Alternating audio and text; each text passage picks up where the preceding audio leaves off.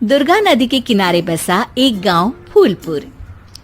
गांव में कुछ 100-150 लोग रहते थे। अंजलि जो कि पास ही के जिले में रहती थी और 12वीं पास कर चुकी थी, उसके पिताजी ने बेटी को जल्दी विदा करने के लिए उसकी शादी फूलपुर गांव के मुकेश से करवा दी थी।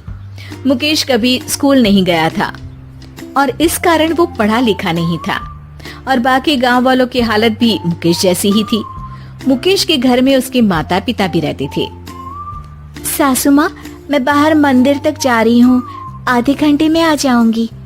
अरे अभी कहीं जाने की जरूरत नहीं है, चुपचाप जाके रसोई में रात के खाने की तैयारी करो। और ये घूंघट क्यों हटा लिया है तुमने? क्या पता नहीं कि इस गांव में औरतें बिना घूंघट के नहीं रहती?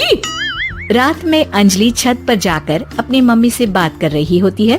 तभी गांव की 3-4 औरतें उसे देख लेती है और दरवाजे पर आकर उसकी सास से शिकायत करने लगती है। और क्या हुआ? अरे छत पे तो देखो, आपकी बहू मटक मटक के किसी से फोन पर बात कर रही है। दिन भर फोन पे लगी रहती है। अरे कल तो मंदिर के पास वो क्या कहते हैं, सेल्फी ले रही थी।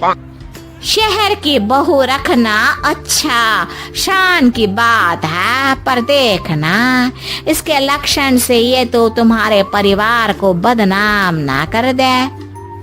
ये पहली बार नहीं था जब सास से गांव के लोगों ने अंजलि की बुराई या शिकायत नहीं की हो। अब तो ये रोज की बात थी। अंजलि ये सब सुन लेती है। जब वो नीचे जाती है तो मुकेश भी वहां आ जाता है। सास कहती है, बेटा लोग घर आकर शिकायत करने लगे हैं बहू के कामों की, देख लो। पति हो, संयम से रखो इसे। माँ जी, मैं तो अपनी माँ से बात कर रही थी क्योंकि यहाँ कोई बात करने लायक ही नहीं है और अब मैं माँ के पास ही रहूंगी। वहाँ क्या रहना, वहाँ बाहर के लोग तो ठीक है पर घर के लोग भी इज्जत ना दे सके। अरे नहीं नहीं अंजलि, ऐसा नहीं है, धीरे धीरे सब ठीक हो जाएगा, तुम फिक्र ना करो। अरे बस कुछ बोलना ही नहीं है, सर पे चढ़ा रखा है बहू को। सास मुकेश की नरम बात सुन के वहाँ से मुंह चढ़ाकर चली जाती है। मैं तो कहती हूँ हम दोनों शहर चले जाते हैं। मैं पढ़ी लिखी हूँ, मुझे वहाँ नौकरी भी मिल जाएगी और थोड़े दिनों में आप भी वहाँ कुछ काम ढूंढ लेना। अरे नहीं नहीं अंजलि, हम यहाँ ना गांव का खेत, माँ पिताजी को छोड़कर शहर नहीं जा सकते। माँ पिताजी को कैसा लगेगा और गांव वाले क्या सोचेंगे? ये कहकर मुकेश सोने चला जाता है और अंजलि की गांव वालों द्वारा बुराई का सिलसिला बहुत दिनों तक चलता ही रहता है। लेकिन अंजलि गुस्सा ना दिखाते हुए समझदारी से काम लेती है। बारिश का मौसम चालू हो जाता है। जोरदार बारिश से पूरे गांव में हाहाकार मच जाता है। दुर्गा नदी में बाढ़ आ जाती है और बाढ़ का पानी पूरे गांव की फसल तबाह कर देता है।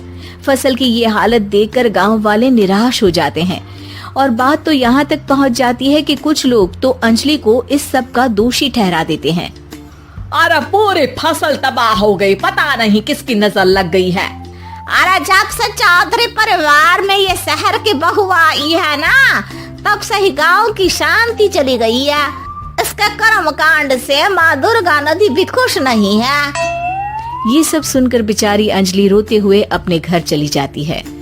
कुछ दिन बाद सभी गांव वाले अपनी फसल का मुआवजा लेकर अपने अपने घर आते हैं। मुकेश भी 1500 लेकर आता है। अंजलि को जब पासबुक दिखाता है तो अंजलि हैरान हो जाती है। अरे ये पासबुक में तो उन्होंने 4000 की एंट्री करी है और आपको सिर्फ 1500 दिए। सच में? अरे वो सरकारी अफसर आपको बेवकूफ बना रहे हैं।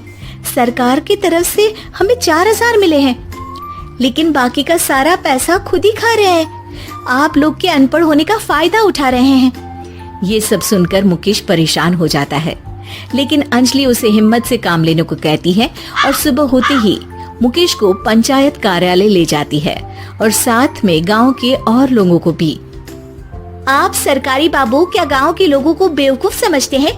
आपको क्या लगता है ये पढ़े लिखे नहीं है तो आप कुछ भी मनमानी करेंगे? ये बेचारे दिन रात इतनी मेहनत करते हैं, ये हमारे अन्नदाता हैं और आप इनके साथ ऐसा धोखा करते हैं। अरे क्या बके जा रही है ये लड़की, किस धोखे की बात कर रही है? अपने कांड करके नदी माँ को नाराज करके हमारा नुकसान करके इसे चैन नहीं मिला क्या? सरपंच जी, इन सरकारी बाबू ने मुझे बेवकूफ बनाया है और मेरे हिस्से के पैसे खुद चट कर गए। बस ये सुनते ही सरपंच वहाँ से दुम दबाकर भाग जाता है। पता चलता है कि जनपद अधिकारियों ने गांव के सरपंच के साथ मिलकर सबके साथ धोखा किया है। सब लोगों का विरोध शुरू हो जाता है और आखिर में अधिकारी सब गांव वालों के हिस्सों के बचे हुए पैसे उन्हें लौटा देते हैं और कई दिन तक सरपंच गांव में लौटता ही नहीं। अंजलि, तुम नहीं होती तो हम गांव वालों को तो पता ही नहीं चलता कि ये हमें हर बार बेवकूफ बनाते हैं। हाँ हाँ अंजलि बेटी, हमें माफ कर दो। हम सब तुम्हें बुरा भला कहते रहे, लेकिन तुमने ही आज हमें बेवकूफ बनाने से बचाया है। हमें तुम पर गर्व है बेटी। अब समझ आया कि सरपंच तुमसे नहीं, तुम्हारे पढ़े लिखे होने से नफरत करता था। क्यों ना इस बार हम अंजलि को ही सरपंच पद के लिए चुन ले? क्या कहते हो गांव वालों? पढ़ी लिखी सरपंच। बस पूरा गांव अंजलि के लिए ताली बजाता है और अंजलि की सास उसे खुशी से गले लगा लेती है।